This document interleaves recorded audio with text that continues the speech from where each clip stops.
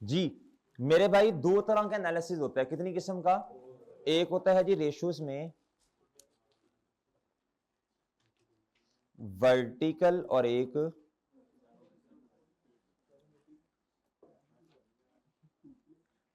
Horizontal. Okay मेरे भाई। Sir ये जो होता है ना मेरे चांद हॉरिजॉन्टल एनालिसिस, इसका मतलब ये होता है करंट ईयर अमाउंट माइनस करना है पिछले साल वाली अमाउंट, डिवाइड करना है पिछले साल से, मल्टीप्लाई बाय 100। इसे कहते हैं हॉरिजॉन्टल एनालिसिस करना। क्या करना मेरे भाई? यानी अपनी ही फाइनेंशियल स्टेटमेंट के साथ मुआवजा करना। क्या करना मेरे भाई? अपनी ही फाइनेंशियल स्टेटमेंट के साथ कंपैरिजन करना पिछले साल का। देखो ना, करंट माइनस बेस, करंट का मतलब इस वाला, बेस का मतलब पिछला, बेस का मतलब लिख लें, आपको दूसरी चौथी पांचवी में उस्तादों ने बताया होगा जी। ओल्ड कहते थे या प्रीवियस कहते थे? पिछला साल। इधर आए जी बच्चों, इधर बात सुनो। अच्छा ये कोई इतनी अहम बात नहीं है, बस बताना मकसूद थी थोड़ी सी ना। ये सेल है मेरे भाई, इधर देखना गौर से। कहता जी हॉरिजॉन्टल एनालिसिस कर दें, बच्चे कहते लो जी मारे गए, हालांकि है कुछ भी नहीं। ये मेरे भाई 2024 की सेल है, ये 2023 की सेल है। ये 24 है और ये क्या है भैया? 23 है। ये 24 है, ये 23 है। इन दोनों का डिफरेंस लो, इन दोनों का डिफरेंस लो ना जी। 4315 में से 3760 माइनस करो, डिवाइडेड बाय पिछले साल से करो, मल्टीप्लाई बाय 100 से कर दो जी। बताओ जी, पिछले साल से इंक्रीज हो गई है सेल आपकी। डन मेरे भाई। अब यही काम ना कॉस्ट ऑफ सेल के साथ करो। 3020 माइनस 2669 डिवाइडेड बाय पिछला साल 2669 जी। आ गया 13.2, मतलब 13.2। अच्छा मेरी बात सुन लो गौर से। ओए गुड्डू बात सुनो भाई, बात सुनो। सेल बढ़ रही है तकरीबन 15% से, और बच्चों कॉस्ट ऑफ सेल बढ़ रही है बच्चों 13। एनालिसिस करना सीखो। आपको अर्ज की थी मेरे भाई, सेल बढ़ने की दो वजूहात, एक वॉल्यूम का बढ़ना, दूसरा प्राइस का बढ़ना। जब वॉल्यूम बढ़ता है मेरे भाई तो कॉस्ट भी उतने ही परसेंटेज से बढ़ेगी, ये असूल है बच्चों जी। अब मेरे भाई इधर देखना बहुत तवज्जो से, हालांकि आप क्या बोल, तवज्जो से सुनिए बात। हालांकि सेल जितनी बढ़ रही उतनी कॉस्ट ऑफ सेल नहीं बढ़ रही। अब दो रीजन हो सकती हैं। एक रीजन ये हो सकती है सेल प्राइस बढ़ गई, दूसरी रीजन ये हो सकती है कि कॉस्ट जो परचेज है ना वो कम हो गई है। ऐसे ही होगा और समझ रहे हो। बाकी रीजन सारी वही लिख रही है जो पहले लिखते थे, बस आपको ये बताना है कि इस तरह कंप्यूट करते हैं। हॉरिजॉन्टल का मतलब ये है। इस तरह आ जाओ मेरे भाई, डिस्ट्रीब्यूशन पे आ जाओ। 800 minus 760, 40 divided by 760 multiply by 100। 5.3% से क्या हो गया मेरे भाई? रीजन बताओ। सेल बढ़ रही है तो डिस्ट्रीब्यूशन एक्सपेंस भी बढ़ रही है जी, distribution and selling. 296 minus 162 divided by 100, ये तो यार 82.7% से बढ़ रहे हैं। रीजन बताओ क्यों बढ़ रहे हैं? ये नॉर्मली फिक्स होते हैं। आपने कहना जी इनको सही तरह मॉनिटर नहीं किया जा रहा, और भाई रीजन वही लिखनी है, सही तरह इनका मॉनिटर नहीं किया जा रहा। आगे अदर इनकम मेरे भाई 10 से बढ़ के 15% पे चली गई। 5 डिवाइड बाय 10 मल्टीप्लाई बाय 100 बढ़ रही है। रीजन बता दो अदर इनकम बढ़ने की। आपने कहना जी हो सकता है लॉन्ग टर्म इन्वेस्टमेंट की हो सकता है बैंक में पैसे डिपॉजिट करवाए हो सेविंग अकाउंट में, हो सकता है कोई रेंटल इनकम या एसेट को डिस्पोज किया हो। चार रीजन मैंने बता दी आपको, तो सारी बातें वही भाई। इंटरेस्ट एक्सपेंस आपका कम हो रहा है, ₹4 डिवाइडेड बाय 15 मल्टीप्लाई बाय इतना, इतने से कम हो रहा है, कमी आ रही है 13% से। रीजन आपने ना रीपेमेंट कर दी होगी लोन, इंटरेस्ट कम हो गया ना, बस ठीक है भाई। ये मेरा ख्याल है हॉरिजॉन्टल आपको समझ आ गई ना, इतनी की बात है। बाकी जी जी हाँ जी, हॉरिजॉन्टल इसलिए कहते हैं, हॉरिजॉन्टल कहते हैं मेरे भाई, इधर देखो, इन दोनों का चेन डिवाइडेड बाय ये इस तरह अपने ही फाइनेंशियल स्टेटमेंट के साथ कंपैरिजन करना, इसे कहते हैं क्या? नॉर्मली हॉरिजॉन्टल एनालिसिस कहते हैं। ठीक है जी, फॉर्मूला इस तरह है ना। अच्छा इधर देखें बच्चों, इधर देखें, ये हॉरिजॉन्टल इसे इसलिए कहते हैं ना, इसके साथ कंपैरिजन किया जा रहा है। और वर्टिकल कहते हैं, बताओ शाबाश, जिस तरह हम करते आए हैं, जीपी डिवाइडेड बाय दिस, इस तरह हॉरिजॉन्टल चलते हैं। GP divided by this, operating profit divided by this, net profit divided by this. Okay भाई, सही है। पीबीआईटी डिवाइडेड बाय बच्चों नॉन करंट एसेट्स, सही है। पीबीआईटी डिवाइडेड बाय बच्चों average capital employed, PBIT divide profit after tax divided by बच्चों average equity, current asset divided by current ratio, okay और सही है। इस तरह एनालिसिस करने को कहते हैं, इस तरह वर्टिकल, इस तरह। अच्छा जी, एक बात और सुन लीजिए, हर लाइन आइटम का अपना अपना कंपैरिजन करना पिछले साल से, इसे भी हॉरिजॉन्टल ही कहते हैं। निशानी क्या है भाई, जो आप current asset divide by current liabilities करके करंट रेशियो वगैरह निकालते हैं ना, इस तरह के एनालिसिस को वर्टिकल कहते हैं। वो आप करते आए हैं, वो मुझे बताने की जरूरत नहीं है, हॉरिजॉन्टल बस बताना था आपको, बता दिया। इन्वेंट्री का अपनी ही पिछले साल की इन्वेंट्री से कंपैरिजन, मेरे भाई ट्रेड रिसीवेबल का पिछले साल के ट्रेड रिसीवेबल से कंपैरिजन, और बात समझ रहे हो, लिख लो। हर लाइन आइटम का, हर लाइन आइटम का, हर लाइन आइटम का, हर लाइन आइटम का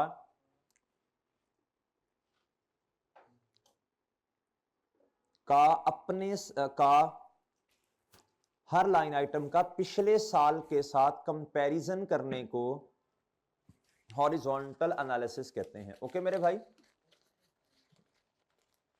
नहीं समझे बात, आगे समझ रहे हो, डन मेरे भाई। हाँ हॉरिजॉन्टल। अच्छा भाई इधर देखो, वर्टिकल किसे कहते हैं बताने की जरूरत नहीं है, आज तक वर्टिकल ही करते आए हैं। ये देख लो इधर, ये देख लो भाई इधर, ये 24 है, ये 2023 है। अब 23 से कंपैरिजन नहीं करना, 24 का अपनी ही चीजों के साथ GP divided by sale operate, ये देखने आ रहे नजर, ये हम हमेशा ऐसे ही करते आए हैं मेरे भाई। लो मेरे भाई इधर आ जाओ जी, खत्म बस ये तो।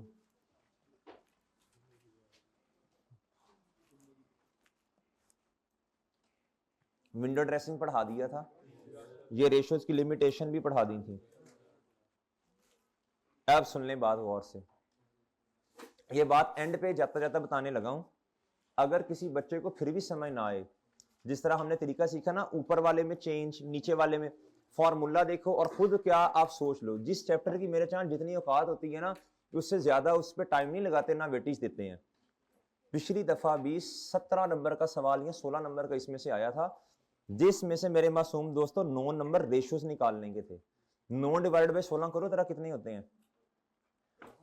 जिस बच्चे ने लेक्चर लिया इंसानों की तरह पढ़ा, उसके 9 में से 9 नंबर आए होंगे, नहीं आए तो जूतियां खाने के काबिल हैं। 56%। 7 नंबर की अंग्रेजी लिखनी थी, आंखें खोल के अगर अंग्रेजी पढ़ लेते तो मुझे यकीन है 3-4 नंबर उसमें से भी आ जाने थे।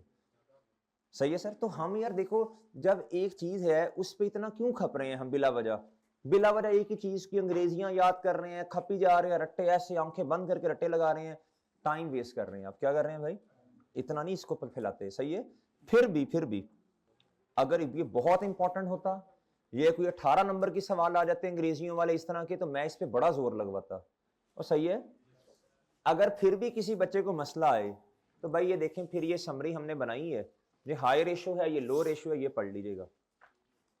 ये तकरीबन वही बातें हैं जो आपको जुबानी कलामी बताई हुई हैं बहुत दफा।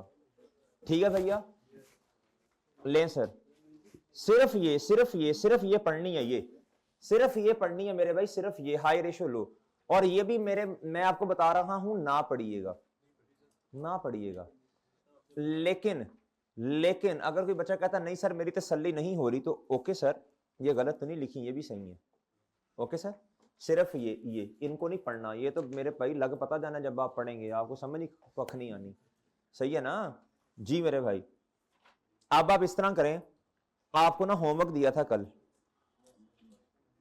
मतलब कल छोड़े, इग्नोर करें इस बात को, इग्नोर करें इस बात को, इग्नोर करें ना, प्री वालों को भी तो लेक्चर जाना है ना, छोड़े छोड़े गलती होगी जी। अब आप ऐसे करें, वो प्रैक्टिस सेट का क्वेश्चन था, है क्वेश्चन बैंक का था।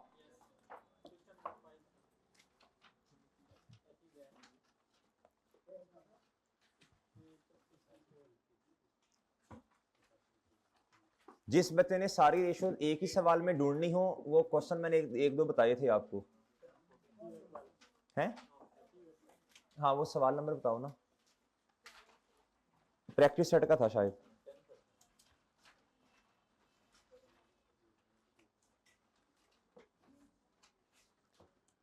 जी भाई किधर है वो यार? वो कौन सा क्वेश्चन था जिसमें वो 13 15 16 आ रही थी? क्वेश्चन 14 था प्रैक्टिस सेट का, प्रैक्टिस सेट का था। जिस बच्चे ने एक ही सवाल में सारी रेशियोज की प्रैक्टिस करनी हो, क्वेश्चन नंबर 14 और 12 प्रैक्टिस सेट का वो कर लीजिएगा, वो होमवर्क में दिया था किसी जमाने में आपको। जी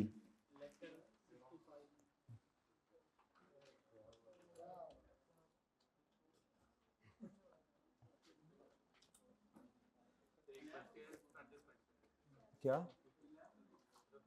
तुम नोट टाइम भी नोट करते हो? तुम्हें कैसे पता है?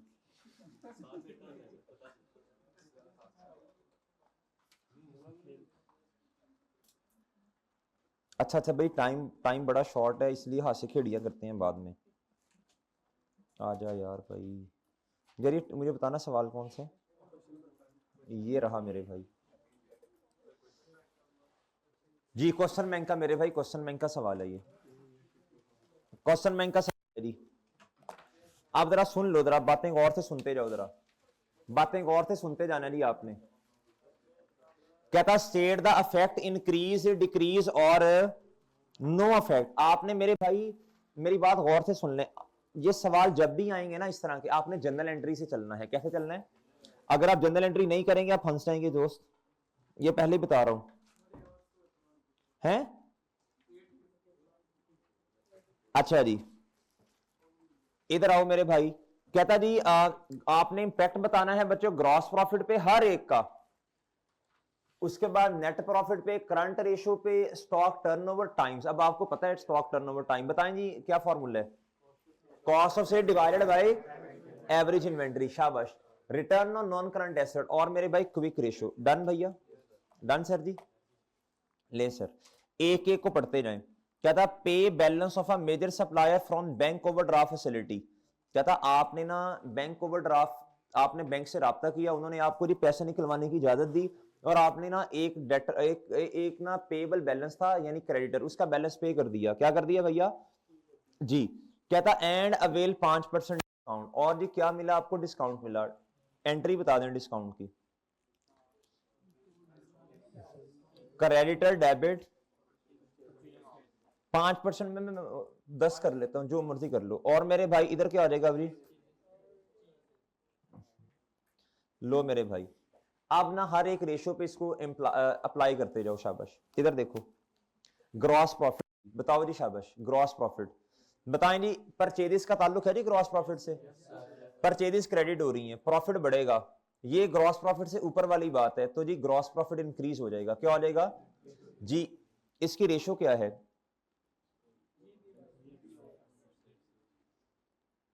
ऊपर वाला बढ़ेगा, रेशो इंक्रीज हो जाएगी। हो जाएगी मेरे भाई। नेट प्रॉफिट जी, सिंपल सी बात है यार, ये भी इंक्रीज होगा, ये भी इंक्रीज होगा, अगर ग्रॉस प्रॉफिट इंक्रीज, ये भी इंक्रीज है। करंट रेशो, करंट रेशो का फॉर्मूला बताओ ना जी। पेबल डेबिट हो रहा है, कम हो रहा, नीचे वाला कम होगा तो रेशो बढ़ जाएगी। अब मैं ना थोड़ा स्पीड पे करवा रहा हूं, मैं पहले ही बता रहा हूं, ठीक है ना भाई? ये बातें इतनी दफा बताई आपको। स्टॉक टर्नओवर टाइम्स, क्या मेरे भाई जी बताओ जी? Stock turnover time average in, ये ना कहना आंखें बंद करके नहीं जवाब देना कि सर कोई इंपैक्ट नहीं है, आंखें खोलो। Cost of sale divided by average inventory. और चांद है, जब आपकी परचेजेस कम होती हैं तो आपका कॉस्ट ऑफ सेल आपकी क्या हो जाएगी? वो भी कम हो जाएगी। जब आपकी कॉस्ट ऑफ सेल कम है तो ग्रॉस प्रॉफिट क्या हो जाएगा? इंक्रीज होगा। क्या? ओ सॉरी सॉरी, सही है, वो तो ग्रॉस प्रॉफिट भी है ना। तो ये मेरे भाई कॉस्ट ऑफ सेल आपकी क्या हुई? कम हुई। जब ऊपर वाला कम तो रेशो। ओके भाई, ये मजेदार सवाल है, ये खुद सोचना है आपने, लेकिन आपको तरीका बताया, जनरल एंट्री कर लेना। Return on non current asset जी, रिटर्न पीबीआईटी भाई, प्रॉफिट बढ़ेगा। इसका जवाब गलत है मेरे ख्याल से। इसका जवाब गलत है, किसी एक आधे का जवाब गलत है, पहले बता रहा हूं। नहीं ये तो सही लिखा हुआ है इसने, किसी आगे आगे बोंगी बजी है एक में। ये तो आपको पता है, ये रिटर्न का मुझे बताने की जरूरत नहीं। क्विक रेशो बताओ भाई।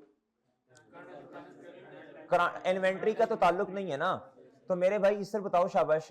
करंट लायबिलिटी जब कम होगी तो रेशो बढ़ जाएगी। डन, चलो ये तो आसान है। Sale slow moving stock items at a price equal to the cost. इधर मेरी बात सुनो, ओए ओए चिंटू मिंटू इधर देखो। क्या था, आपने बेच दिया स्लो मूविंग स्टॉक, क्या था, at a price equal to the cost. अब मेरी बात सुनो, एंट्री क्या होनी है, कैश डेबिट सेल्स क्रेडिट। और सेल्स मेरे भाई क्या ऐसे ही है, ऐसे ही है। अच्छा, और मेरे भाई एक और एंट्री भी होती है, बताएं शाबाश। और जी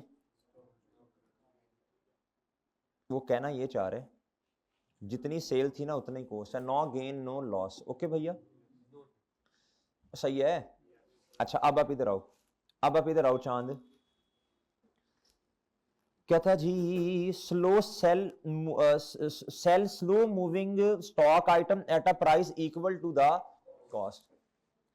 अब इधर एक बात समझने की कोशिश करनी है आपने, ग्रॉस प्रॉफिट डिवाइडेड बाय, बोलो शाबाश।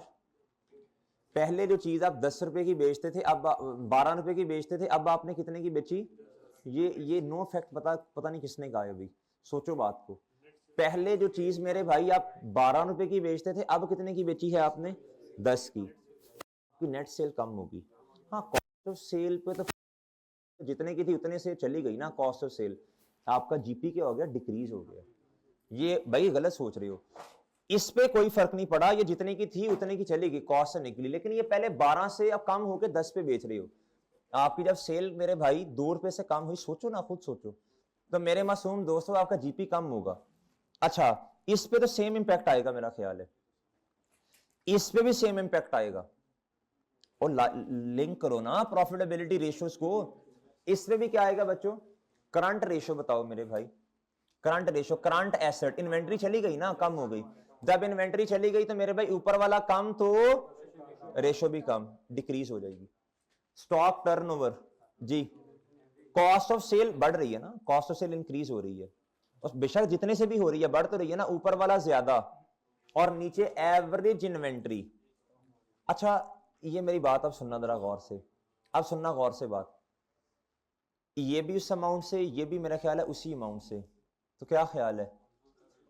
अब वो कमजोर और वो वाली बातें आ जानी है। मुझे बताएं ये कमजोर या ये? एवरेज, सारी सी बात है यार, कॉस्ट ऑफ सेल तो ज्यादा होती है ना, एवरेज इन्वेंट्री एंड पे कम पड़ी होगी, तो ये कमजोर है, इसके हिसाब से इंपैक्ट लेना है। सेम अमाउंट से रहा है, बताएं नीचे वाला मेरे भाई क्या है? कम।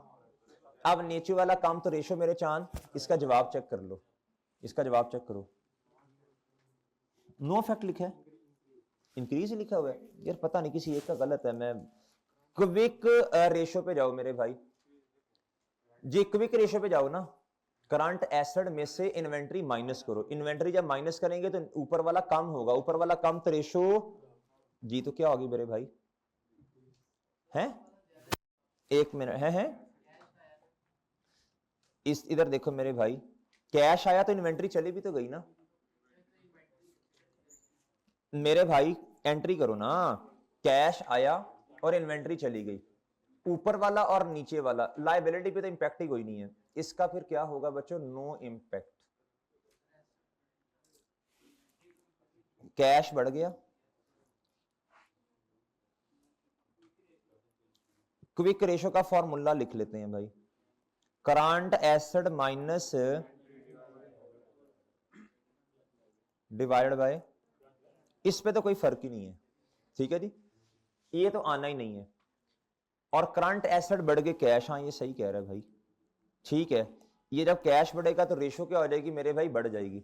इन्वेंट्री को तो हमने शामिल ही नहीं करना ना इसमें, इन्वेंट्री को तो वैसे ही इस तरह लेना ही नहीं होता, माइनस इन्वेंट्री का मतलब है आपने नेट करना होता है इसे।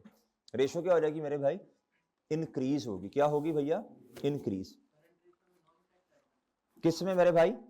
हाँ करंट रेशो में नो इंपैक्ट आएगा, हाँ उसको मैं इधर मिक्स कर गया शायद, नो इंपैक्ट आएगा। एक दफा कैश बढ़ा और उतने से ही इन्वेंट्री क्या होगी मेरे भाई? कम हुई, करंट लायबिलिटी में फर्क नहीं है, जो इधर बता रहा था वो इसके लिए अप्लाई कर देना। ठीक है भैया, कैश बढ़ गया, इन्वेंट्री कम, 10 से कैश बढ़ा, 10 से इन्वेंट्री कम हुई, तो करंट एसेट्स पे कोई इंपैक्ट नहीं, एक बढ़ा एक कम, इस तरह की बातें काउंटिंग में बढ़ते होते थे, याद है जी। आगे आ जाओ, debtors balance by offering cash discount of 10%, जल्दी बताएं, रिकवर आपने क्या किया बच्चों, डिस्काउंट दिया, डिस्काउंट अलाउड की जल्दी से एंट्री बताओ, शाबाश, रिसीवेबल क्रेडिट सेल डेबिट। अब मेरे भाई देखो, अब ना जब ये एंट्री कर लो फिर समझ आएगी मेरे भाई, सेल्स डेबिट 10 रुपए कर लो, और रिसीवेबल यानी डेटर, अच्छा याद रखना करंट एसेट में जाना है, भूल ना जाए हम, सेल जब कम होगी तो ग्रॉस प्रॉफिट रेशो कम, नेट प्रॉफिट रेशो वो भी कम, और रिटर्न ये वाली पीबीआईटी वाली, ये वाली ये भी मेरे भाई कम, नॉन करंट एसेट पे तो इंपैक्ट ही कोई नहीं है ना। और मेरे भाई करंट रेशो के बारे में बता दे, करंट रेशो के बारे में, ऊपर वाला क्या हो रहा है, बोलो करंट एसेट है ना, ये कम हो रहा है, ऊपर वाला कम तो रेशो कम, क्विक रेशो के बारे में भी साथ ही सोच लें, क्विक रेशो के बारे में भी साथ सोचे ना, ये भी तो मेरा ख्याल है मेरे भाई रिसीवेबल है ना, करंट एसेट कम तो रेशो कम, एक रहेगी मेरा ख्याल है ये वाला जी, स्टॉक टर्नओवर, इसका कोई इंपैक्ट होगा जी, बताएं जल्दी से, cost of sale divided by average inventory, इसका कोई इंपैक्ट होगा मेरे भाई, नहीं नहीं सेल का यार, कॉस्ट ऑफ सेल से तो कोई इंपैक्ट नहीं, वो जीपी पे आएगा, इसका तो नो इंपैक्ट है, क्या है भाई। आगे, offer extended credit terms of 90 days, कहता जी ऑफर क्या कर दिए बच्चों, क्रेडिटर ने क्या किए बच्चों, 90 डेज ज्यादा उसने कहा जी लेट करके पेमेंट करना, कहता विच वुड इंक्रीज सेल, कहता उस वजह से क्या हो गया, हमारी सेल बढ़ गई, कहता एग्जिस्टिंग एट एग्जिस्टिंग मार्जिन्स, मेरे भाई मार्जिन का मतलब प्रॉफिट होता है, क्या होता है भैया बताइए, इंपैक्ट क्या होगा, जल्दी बताएं शाबाश, ग्रॉस प्रॉफिट रेशो क्या होगी भाई, देखो ना जब सेल बढ़ी, अच्छा आपको एक बात बताई थी, सेल बढ़ने की दो वजूहात हैं, बोलो शाबाश, एक वॉल्यूम है और एक क्या है, और एक क्या है बच्चों, अच्छा अगर वॉल्यूम बढ़े ना तो आपका मार्जिन नहीं बढ़ता, ये मैं 2-3 दफा बात बता चुका हूं, ये बात कई दफा बता चुका हूं। अच्छा कहता है offer extended credit terms of 90 days which could increase sale at existing margin, अब ना दो वजूहात है इसकी, कितनी वजूहात हैं भैया, एक है मेरे मासूम दोस्तों वॉल्यूम का बढ़ना, और दूसरी है मेरे भाई प्राइजेस का बढ़ना, जब वॉल्यूम बढ़ता है ना भाई, जब वॉल्यूम बढ़ता है तो ऊपर वाला सेल्स बढ़ जाएंगी और आपकी कॉस्ट ऑफ सेल भी बढ़ेगी, ग्रॉस प्रॉफिट कांस्टेंट रहेगा, क्या रहेगा,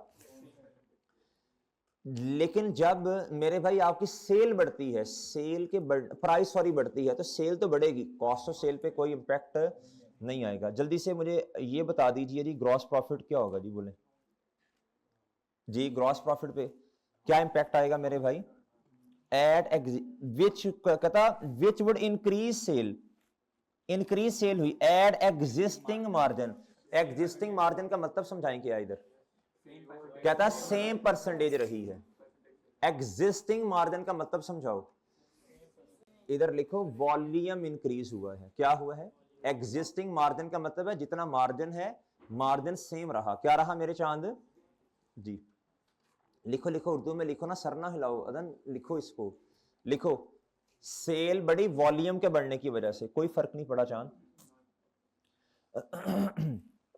नेक्स्ट आओ जी मेरे मासूम दोस्तों, नेट प्रॉफिट पे सोच के जवाब बताना बगैर सॉल्यूशन देखे, सोच के जवाब बताओ, सोच के जवाब बताओ ना, जब ग्रॉस प्रॉफिट आपका सेम है तो नेट प्रॉफिट पे कोई इंपैक्ट आएगा, नहीं आएगा, तो इधर जवाब देखो क्या लिखा हुआ है,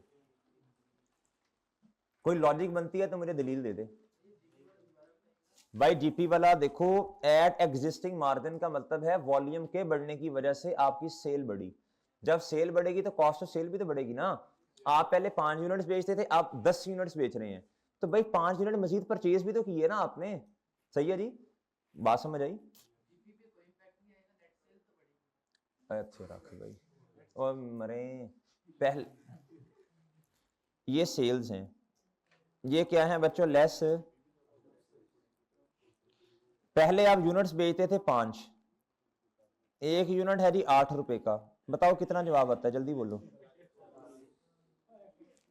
इधर ओपनिंग स्टॉक और ये वो, मैं डायरेक्ट परचेजेस पे आता हूं। प्रूव कर लेते हैं यार, प्रूव कर लेते हैं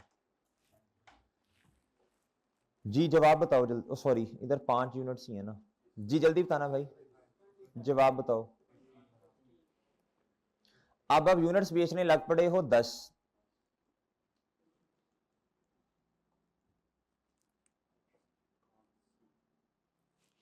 ₹8 कितना आया भाई?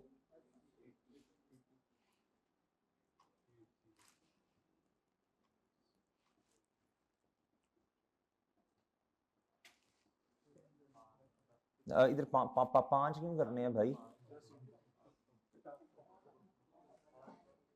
जी?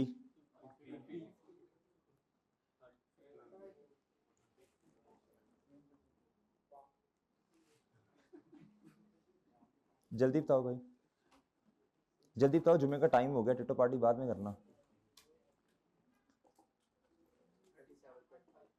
इधर आइए बात समझ भाई। वॉल्यूम के बढ़ने की प्रूफ हो गया, वॉल्यूम के बढ़ने की वजह से रेशो, आपने ये कॉस्ट में यार कई दफा प्रूव किया होगा जी। वॉल्यूम के बढ़ने की वजह से मेरे भाई कभी भी, सही है।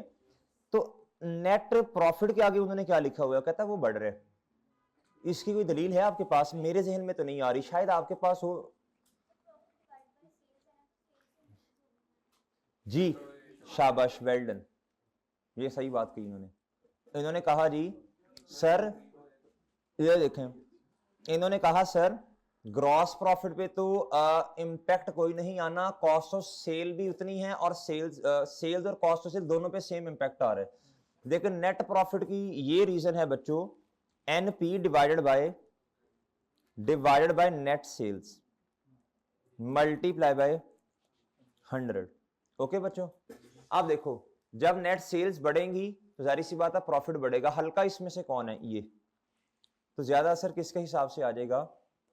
नेट प्रॉफिट कमजोर है, ये ज्यादा है, ये भी बड़ा, ये भी बड़ा, तो ये कमजोर है, इसके हिसाब से इंपैक्ट आना इंक्रीज हो जानी है। डन, सही कहा जी, शाबाश, वेल डन। करंट रेशियो जल्दी से बताओ, जल्दी से बताओ, जल्दी से करंट रेशियो बताओ, जल्दी बताओ फौरन। Current asset divide by liability पे तो मेरा नहीं ख्याल कोई इंपैक्ट आना है, कि आना है जी? तो करंट एसेट पे कोई इंपैक्ट आना है भाई जी? कितने से कैसे बढ़ेंगे? एग्जिस्टिंग मार्जिन कैसे बढ़ेंगे? जल्दी दलील दो ना, जल्दी करो ना, 1-2 मिनट है। कहता नहीं यार, कैश लेट को गोली मार दो, इसको बताओ, एग्जिस्टिंग मार्जिन को देखो, इसकी वजह से बताओ कोई करंट रेशियो पे कोई इंपैक्ट आएगा भाई? लायबिलिटी तो कम, लायबिलिटी पे तो कोई इंपैक्ट नहीं। जल्दी बताना, जल्दी मेरे भाई, जल्दी बताओ, शाबाश जी, शाबाश। जब आपकी सेल्स बढ़ गई हैं मेरे भाई, आपके बोलो शाबाश, सोचो ना, इस बेजे पे जोर डालो। जब आपकी जो है ना सेल्स बढ़ गई हैं तो ऑब्वियसली या तो कैश भी बड़ा होगा, दो ही काम हो सकते हैं, या रिसीवेबल बड़ा होगा। ठीक है, अब ये थोड़ा सोचने वाला पॉइंट था। क्या था? क्योंकि ये डायरेक्ट नहीं था, इनडायरेक्टली आपको ना किसी के साथ लिंक करके जवाब बताना पड़ा इधर। तो बात समझे हो मेरे भाई? जब आपने डेटर्स, जब आपकी सेल बढ़ी मेरे मासूम दोस्तों, करंट एसेट में या तो कैश बड़ा होगा या डेटर्स बड़े होंगे। सही है भैया, करंट एसेट्स बढ़ गए, ऊपर वाला बड़ा तो रेशियो इंक्रीज। आगे जल्दी बोलो, जल्दी। क्विक रेशियो के बारे में भी मेरा ख्याल है सेम बात होनी है। क्विक रेशियो तो सेम है ना। इधर बताओ, cost of sale divide by average inventory जी। कॉस्ट ऑफ सेल क्या हो जाएगी मेरे भाई? इंक्रीज होगी, बिल्कुल इंक्रीज होगी, शाबाश। ऊपर वाला ज्यादा, एवरेज इन्वेंटरी पे इंपैक्ट बता दो जल्दी से। एवरेज जल्दी बताओ ना, जल्दी। एवरेज इन्वेंटरी पे कोई इंपैक्ट आएगा? नो। तो मुझे ऊपर वाला इंक्रीज होगा तो रेशियो इंक्रीज। एक रहेगी return on non current asset, PBIT. PBIT बच्चों बढ़ेगा। क्या होगा बच्चों? जब पीबीआईटी आपका बढ़ गया, नॉन करंट एसेट पे कोई इंपैक्ट नहीं है। तो जल्दी से मुझे बता दें, जब पीबीआईटी बढ़ा तो, अच्छा ये डायरेक्ट है, ये आप फौरन बता देते हैं। जो इनडायरेक्ट है उस पर थोड़ा सा कंफ्यूज होते हैं फिर। सही है सर।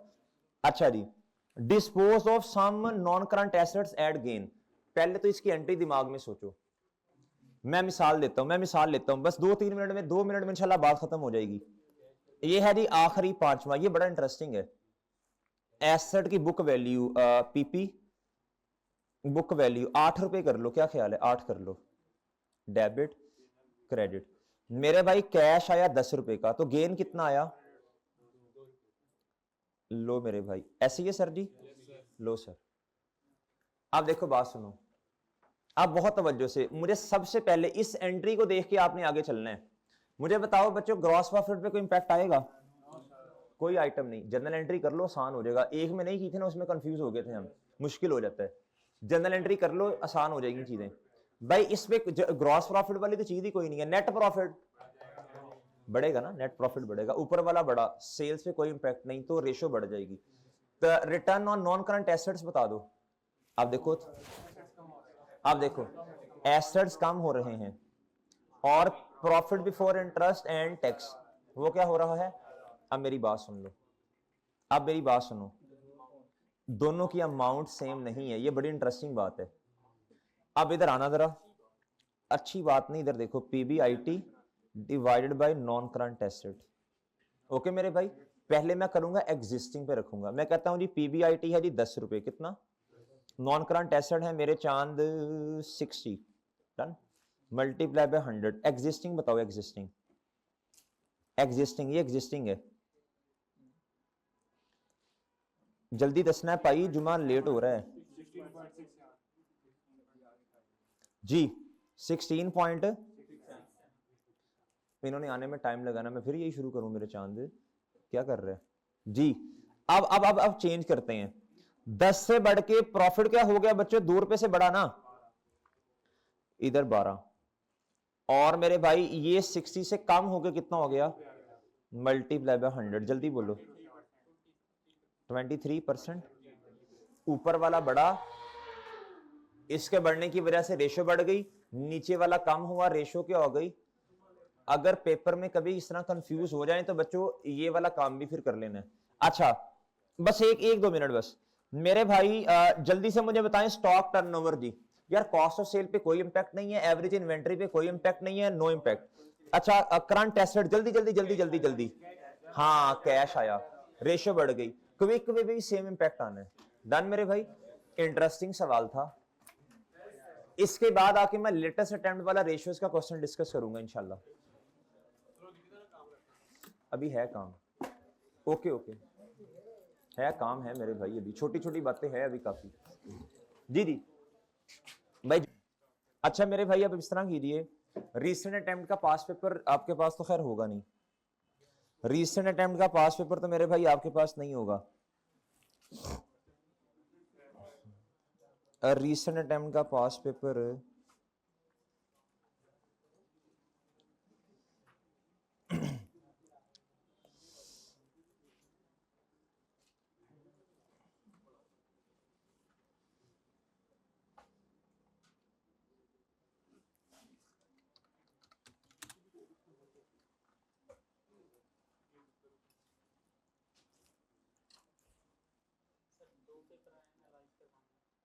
जी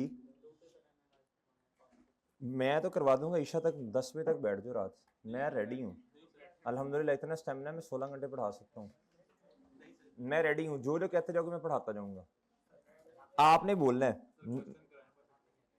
जी जी। अच्छा, अब अभी अभी अभी जो मेरा प्लान है ना उसके मुताबिक चल लो, उसके बाद जिसने जो समझना है मैं रेडी हूँ, रात 12 बजे तक क्लास रख लो, मुझे इशू नहीं है। ठीक है, डन।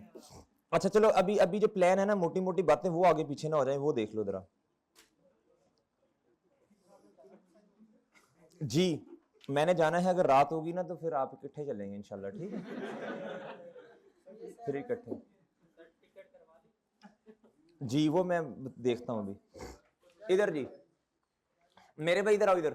कहता based on the financial statement for the year ended 30 June 2024, कहता प्रोवाइड, कहता जी provided above calculate the PLs ratio in comparison with the benchmark ratio. भाई आप जो इधर रेशियोज कंप्यूटेड है ना मेरे दोस्तों, ए इधर आपने वो सारी रेशियोज मेरे भाई कंप्यूट करनी है, डन।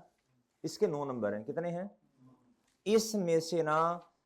इधर सुनिएगा बात, बेसिक अर्निंग पर शेयर ना, ये रेशो पहली दफा पास पेपर में आई और बच्चे परेशान हो गए होंगे। हालांकि बेसिक ईपीएस के इतने सवाल किए, इतने सवाल, जब भी कोई चीज आ जाती है ना वो रेशो में इसने पूछ लिया, बच्चे अभी आउट ऑफ सिलेबस आ गई बात। भाई कर सकते थे कंप्यूटर या नहीं? भाई हो सकती थी कंप्यूट या नहीं? इस 9 में से 9 नंबर लेके आने चाहिए थे आपको, चलो 8 तो कम से कम आते।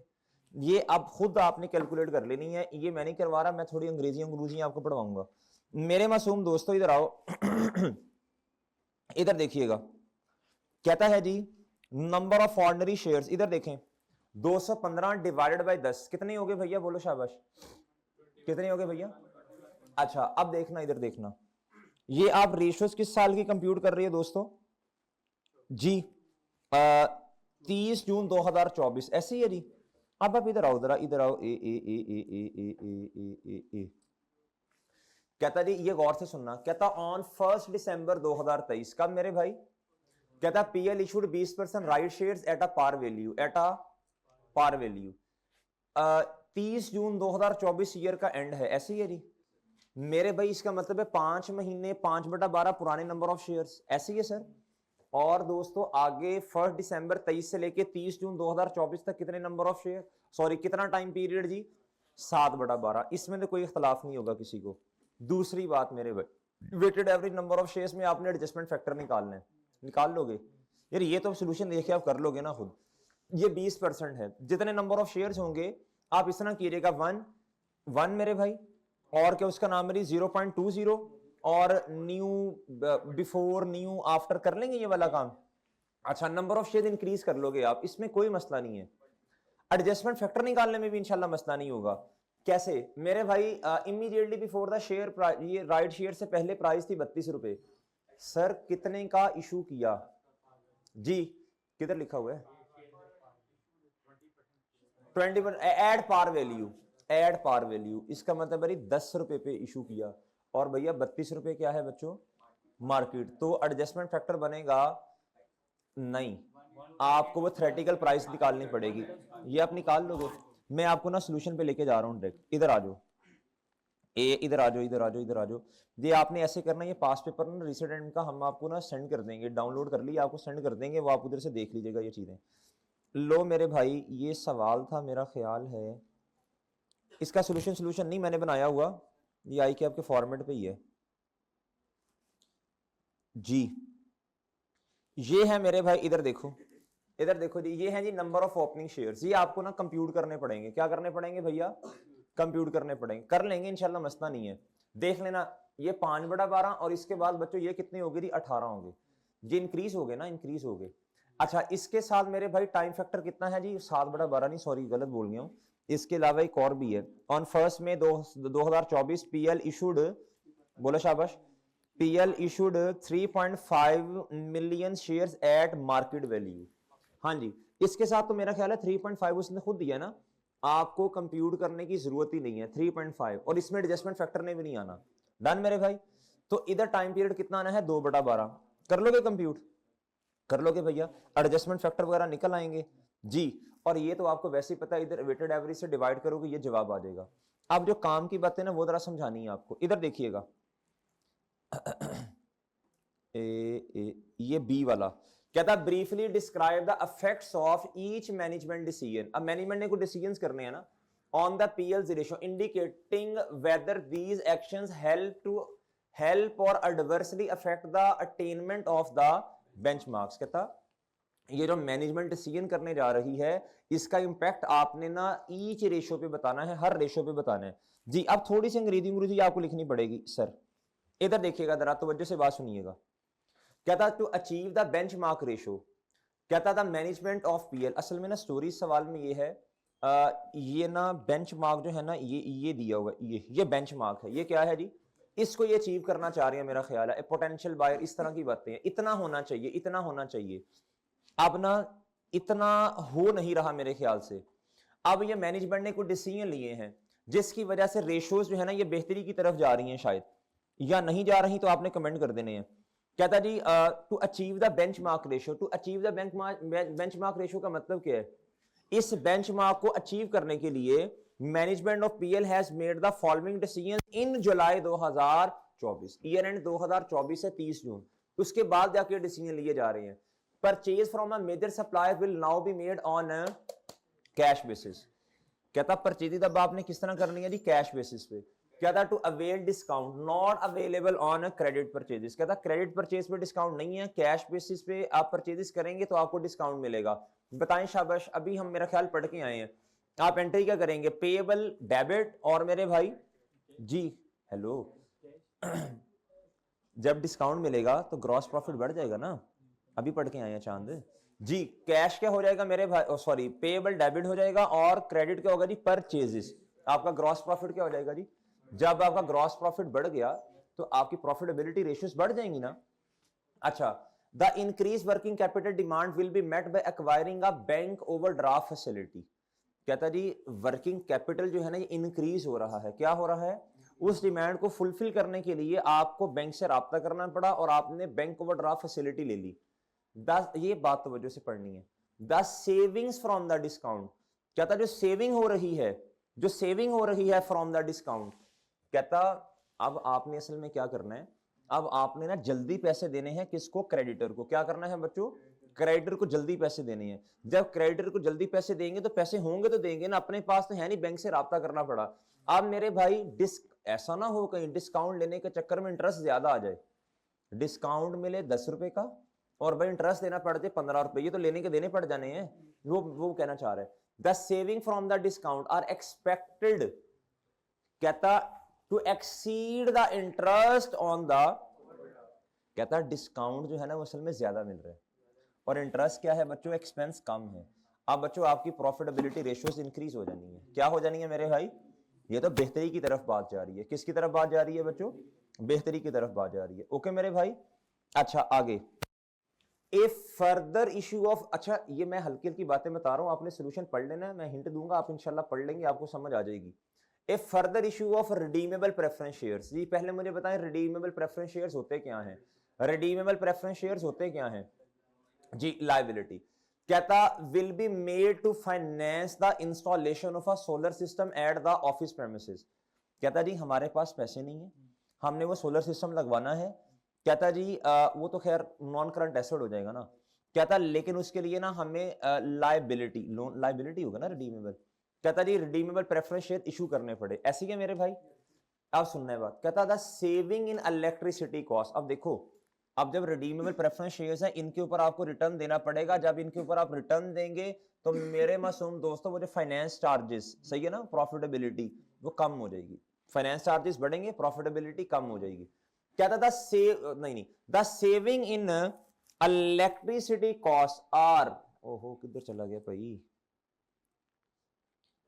The saving in electricity cost, कहता जो बचत होनी है ना बिजली के बिल में, are expected to exceed the dividend payment. तो प्रेफरेंस शेयर्स है ना, उनको कहते हैं डिविडेंड ही है, होता रिटर्न है। भाई भाई रुक जाओ रुक जाओ रुक जाओ रुक जाओ रुक जाओ रुक जा चांद।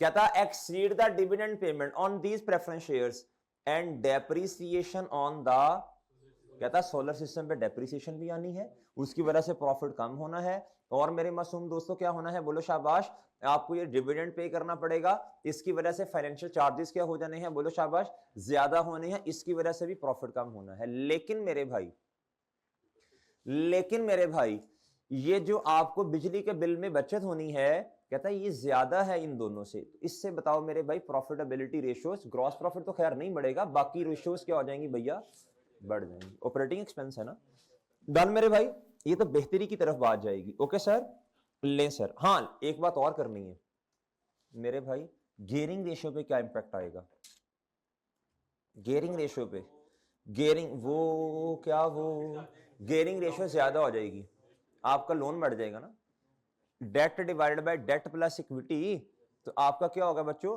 लोन बढ़ गया, सही है, गियरिंग रेशियो ज्यादा हो जाएगी, ये बात भी याद रखना। हाँ जी, वो तारीख उसने नहीं लिखी ना, नॉर्मली फिर लॉन्ग टर्म ही समझते हैं हम इसे, ठीक है। अच्छा जी, short term bank overdraft facility को शॉर्ट टर्म समझेंगे। हाँ जी, तो रिडीमेबल के साथ कुछ नहीं लिखा तो लॉन्ग टर्म समझेंगे। बैंक ओवरड्राफ्ट फैसिलिटी भी लोन है लेकिन वो शॉर्ट टर्म है। आगे आगे कहता है a revaluation policy for PP will be adopted to reflect the increase in fair value in the financial statement. जी बताएं जिससे क्या होगा, एसेट ज्यादा हो जाएगा, शाबाश वेल डन, एसेट की वैल्यू बढ़ जाएगी, इंक्रीज द फेयर वैल्यू, और क्या होगा, डेप्रिसिएशन एक्सपेंस बढ़ेगा, डेप्रिसिएशन एक्सपेंस बढ़ेगा तो प्रॉफिट कम हो जाएगा, प्रॉफिटेबिलिटी रेशियोज कम हो जाएंगी, जीपी के अलावा बाकी। ओके मेरे भाई, और ओके है सर जी, बात समझ रहे हैं? अब सोल्यूशन पढ़ लेंगे इंशाल्लाह, कुछ ना कुछ जहन में आ जाएगा। ओके यार, जितना भी समझ आया 7 नंबर का 3-4 तो बंदा ले ही सकता है, जरूरी थोड़ी है कि सोल्यूशन के साथ 100% हमने मैच करना है। डन भैया? ओके सर, अब इस तरह कीजिए मेरे भाई, इधर आए जी, और आप ना एनपीओ निकाल लें। शाबाश, एनपीओ जी। ये रोक दीजिएगा, ये रोक दीजिएगा लेक्चर इधर।